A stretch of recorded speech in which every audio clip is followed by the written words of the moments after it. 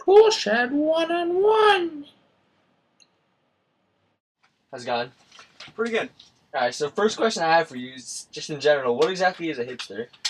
Well, a hipster is one of the, I guess you could say he's the coolest, the epitome of cool. He's always on top of everything. He's the first to learn about everything new. He's the last to be out on something that's not cool. For example, Britney Spears. Britney first came out, everyone knew about her. Definitely didn't like her. Came out 6 years later, no one liked her. Hipsters all over that. Love it. Especially the gay ones. Hipster. What is the defining characteristic? Like the way you dress? Alright, what you're looking for would be skin tight pants, as tight as possible. Like, if their blood vessels seem to be being crunched in. Right. Is that a potential health hazard? It's been researched, yes, but only in the long term. So on weekends, they tend to wear looser fitting, I guess you would say. Right, pants. right. Okay. Okay. Next, you want to find thick rimmed glasses. Usually they have 20/20 vision. Uh-huh. I personally have 20/20 vision. I wear glasses anyway, but I'm definitely not a hipster. Okay. But that is a good sign. Okay. Drinking microbrew beer, such as Brooklyn, which I just happen to be drinking, still not a hipster. Mm-hmm. You're looking for retro T-shirts, maybe from 1993. Again, coincidence. You want flannels. They always wear flannel on top of, even if it doesn't match with any of their outfit. Flannel. A brand of hat that you, normal person, might not recognize, but as a hipster, you know it's like the bat signal. Oh, okay. Like Supreme, bat signal. Gotcha. Another thing, they might be carrying around a book that they haven't read that looks really complicated, just waiting for people to ask them questions, but they know that no one else has read it. It's so complicated that carry it on anyway. Another sign, an unopened vinyl. You know they're hipster because they definitely don't own a vinyl player. They just happen to carry around unopened ones. This happens to be of Montreal, one of the king bands in the hipster world. Again, it's a coincidence that I own these things and carry them around with me. Well, what would be the opposite of a hipster? Like, the opposite of a hipster? Yes. Someone who's not cool in any way. Has no interests, very boring, very dumb, probably racist, only does white things, watches Bill O'Reilly, thinks money is important, has a job, cuts their hair, shaves their face, wears clothing that people might deem acceptable in certain circles. Sometimes they have watches and money instead of just stealing things. Got you. Okay. They wear pants that don't cut off their circulation. They aren't constantly wearing headphones, just bumping music, hoping that maybe someone will walk by and recognize it, make that little connection. Mm-hmm. Okay, I see. They have cars, they watch TV. Right. So pretty much the normal person, right? Okay. Okay. Let's see. My next question. So, what would you say the average IQ of a hipster is? Like, just I know it's kind of a tough question. It's like an average IQ, like an estimate. Well, I mean, the average IQ of a normal person is obviously 100. Right. I'd say hipsters are usually much more intelligent than your average person. Maybe in the much 150s, more intelligent. 160s, like probably a little above Einstein. A little, really? Yeah, they have such high levels of creativity. They're in liberal art schools. They're studying really interesting things like classics and Roman literature. And yet things that will really make them money in the future. Right, and yet you take pride in being unemployed and wearing really skinny pants.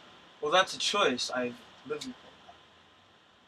What would be like a hobby? Do they play, say, sports or any type of physical activity? Well, if we're talking physical activity, the goal of a hipster is usually to have as small amount of muscle mass as possible. All right. Okay. Because they want to fit into their jeans. Right. Otherwise, they won't fit into. So if you are 10 pounds, like if you're 6'4", you want to weigh about maybe 140, 150, like myself. Okay. Again, not a hipster. Right. Muscle mass is really just unattractive to all the girls. They want just skin and bones. Mm-hmm. And I guess the only physical activities they have, ultimate frisbee, which is very white. We like to stay that way because we don't have to face like true athleticism. We just have us. Right. Then there's kickball, which is very retro, very cool. No one else really plays it. I personally play in a league in Brooklyn. Tons of hipsters, not a hipster myself. Gotcha. It's very competitive. We drink PBR, some other beers that really no one else drinks, just because no one else drinks them. Okay. It's pretty interesting. Okay, so you basically just don't play any sports. Kickball and ultimate frisbee. Right, but I mean real sports. See, so we covered that. So what would be the typical day of a hipster? Say you don't play real sports. Alright, well, I'd say we usually wake up around 12 or 1 p.m. Because you don't have jobs. Of course not. Why would we wake up? So Sleep is very where do important. you get your money from exactly? Like your funds for the world? Usually trust funds. Parents of hipsters are very rich usually. So Hipsters just feel very entitled. they just must be very thrilled that you've chosen this lifestyle. Well, yeah, of course, because now they know that their children are smart. They're living a cool life. They're probably going to museums. They're taking in the world, learning. Are the museums while on various drugs or not on drugs? Well, of course, that makes the artists were on drugs, so of course the hipsters That are makes taking sense. Right, the artists are also doing something productive with their lives. Yes, they're taking in art and learning about the world. Okay. Well, after 12 p.m., they wake up. They don't shower. No, it's like a God forbid. 5-week process to get your hair as greasy and as unkempt as possible. Right. You want that certain wave that you can't just get when you wake up. Right.